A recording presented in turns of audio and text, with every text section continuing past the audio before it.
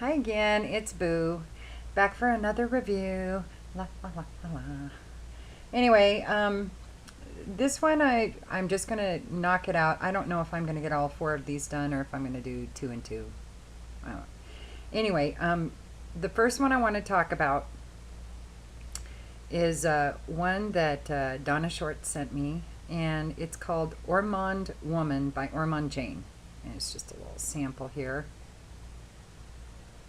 And this one is really nice. I wish it wasn't as light as it is because it's a really good spring summer kind of a scent. I wrote down very light, citrusy, slightly fruity, slightly sweet with the underlying ambery vanilla kind of note.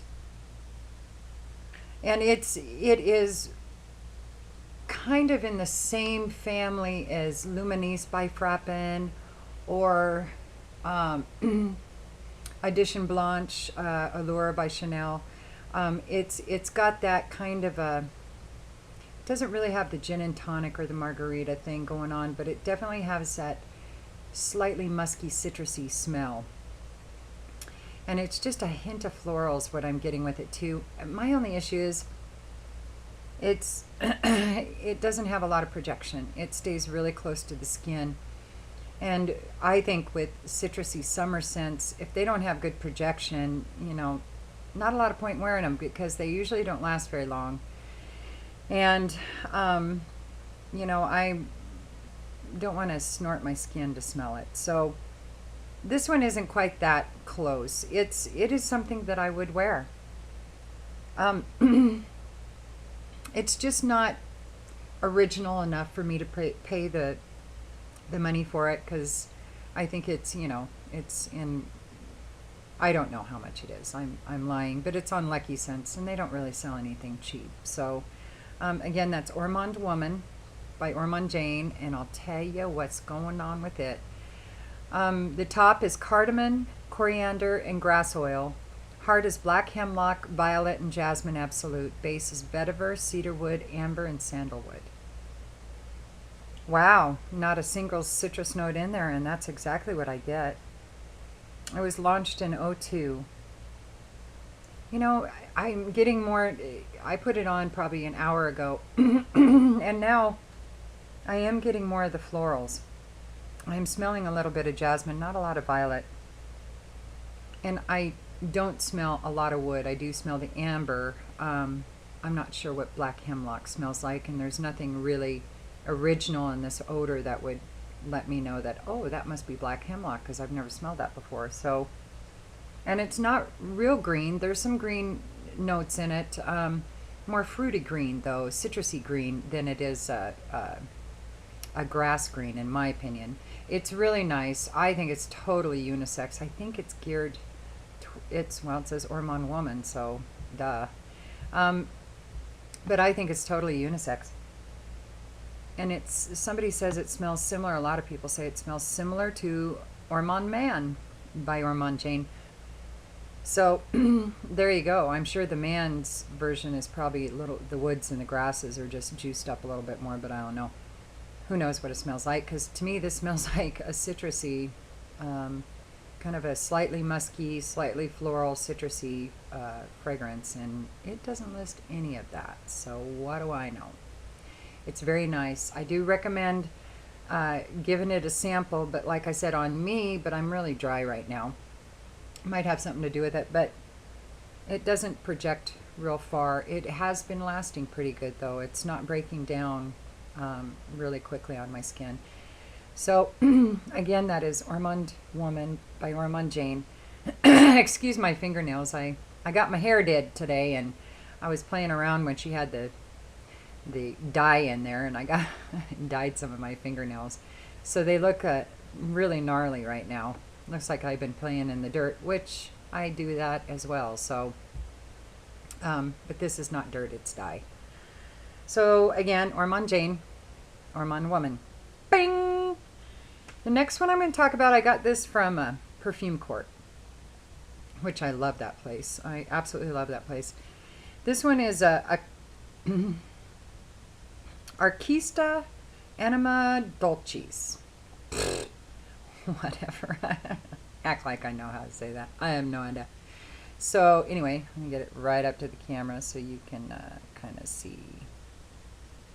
See, Arquiste, Anima, and Dulcis, or Dulci, or whatever. This one really disappointed me because the notes look like they were going to so be right up my alley, and I'll tell you what they are. Anima Dulcis Arquiste. The inspiration of the fragrance was November 1695, Mexico City.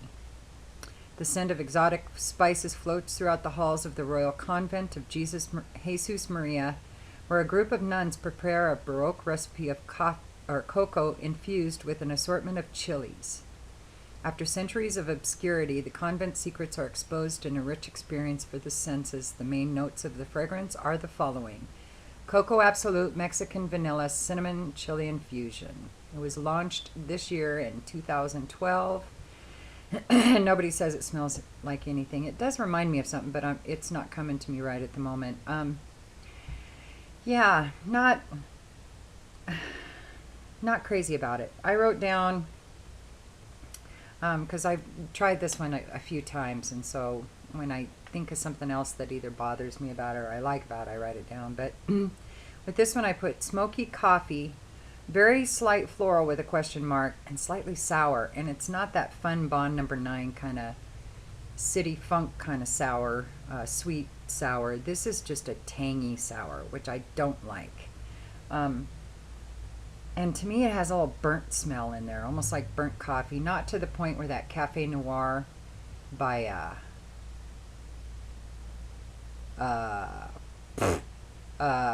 Avalex, was it? In my sac aseptic sense.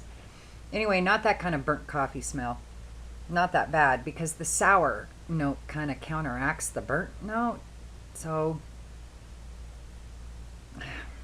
not my cup of tea.